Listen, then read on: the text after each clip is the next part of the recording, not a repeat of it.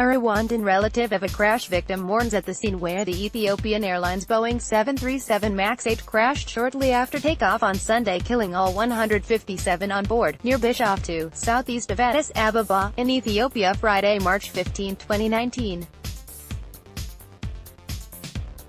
Mulugeta Ayene, the Associated Press, as French aviation experts begin the task of analyzing the data and voice recorders of doomed Ethiopian Airlines Flight 302, it has become a grueling wait for the families who have descended on Addis Ababa looking to retrieve the bodies of their loved ones. Among the 157 people who died were 18 Canadians aboard the short flight to Nairobi on Sunday.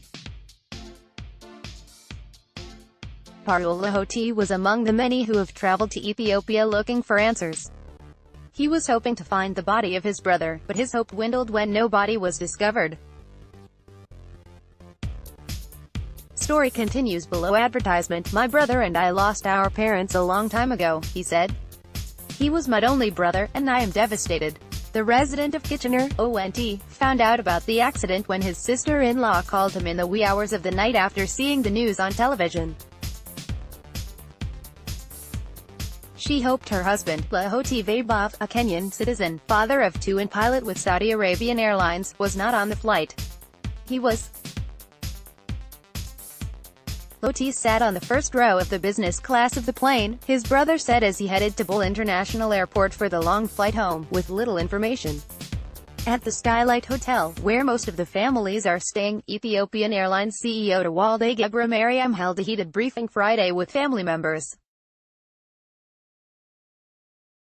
Many walked out of the hall when he did not address the issue of the bodies. Instead, he promised each family $5,000 for incidental expenses, a certificate testifying that the passengers in question are deceased, and permission to take soil from the crash site as a way to give the families some closure and have something to bury. No bodies will be fully recovered as only fragmented remains were found, the airline had warned on Wednesday. Nahid Noor Mohammed of Toronto lost his 72-year-old father, a Canadian citizen.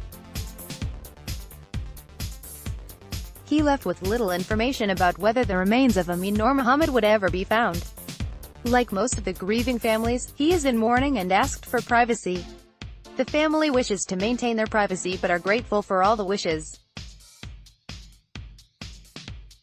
They would also like to convey their heartfelt condolences to all the families and friends of the deceased. May their souls rest in eternal peace, the family's statement reads. Story continues below advertisement. More families are expected to come to Ethiopia in the coming days, including the relatives of a Brampton family who lost 3 generations on the ill-fated flight. The grandparents were of Indian citizenship, while their children and grandchildren were Canadians heading to Kenya to visit the ancestral home of the grandparents. On Wednesday, Prime Minister Justin Trudeau offered his condolences to Ethiopian Prime Minister Abiy Ahmed and offered Canada's assistance. In the meantime, Global Affairs has sent staff members from Ottawa to help facilitate the needs of Canadians and has set aside a room at the Skyline Hotel to offer emotional support and up-to-date information from the crash site as the investigation continues.